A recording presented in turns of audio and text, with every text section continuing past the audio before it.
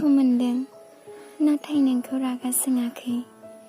नोंनि बिखायाव दं नाथाय नोंनि खाथियाव गैया। थगायोब्लाथ' गासैबो दंजोबो आंनाव, आरो थार बुङोब्ला खालि नोंनि अनगा जेबो गैया आंनाव।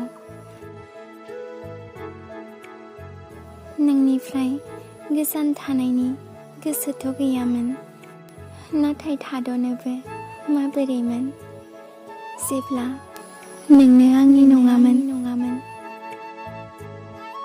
बेथ' गोनांथि नङाना, जायनि गोसोआव मोजां मोननाय दं बिनि खाफालावबो मोजां मोननाय थागोन।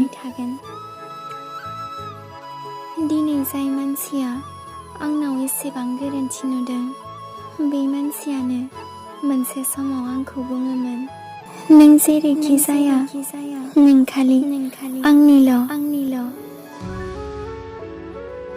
रागाया आं नोंखौ जोङा, आं आंखौसो रागा जायो। आं नोंखौ मानोदि एसेबां मोजां मोनामोन। मानियो जे नोंहा समानो गैया आंखौ गोसोखांनो। नाथाय आंखौलाय सोर हमथाहानो गोसोखांनो नोंखौ। हारसिं फैदोंमोन, हारसिं थांगोन। औ, लोगोबो मोनदोंमोन, बेबायदि लोगोरि जाय बुंदोंमोन थैजासिम अराय लोगोआव थाफागोन। आं जिउआव मोननै रोखोमनि मानसिजों थगायजादों। मोनसे जाय गावनिमोन आरो मोनसे जाय आंनि बिराद आंगोमोन। खेबसे गोरोन्थियैबाबो बुंमोन आंखौ, आं गुबुन सोरनिबाबो। गसाइनि समय आं नोंनि सायखंनिफ्रायबो गोजान जालांगौमोन। सानसेखालि आंनि मेगनाबो मेंनानै आंखौ बुंबाय, सिमाङाबो बैखौनो जाय जाफुङो। जेरैनो बिखौ दा गोसोखांनानै दुखु जादों। मा थारैनो बिबो नोंखौ बेबायदिनो गोसोखाङोना? दुखु नों जायो आरो खस्थ'खौ आंसो मोनो। आं आरो बेबायदि गाबनो हालिया। जोंनि गोजान जानायनि जाहोना मामोन बेखौथ' आं मिथिया, नाथाय आं नोंखौ मोननो हायासै।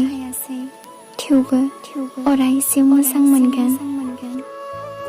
गोनांथि नङादि जायखौ मोननो हाया बेखौ नागारनांगौ। मानोना नोंखौ आं नङा, आंनि गोसोआसो फसायदोंमोन।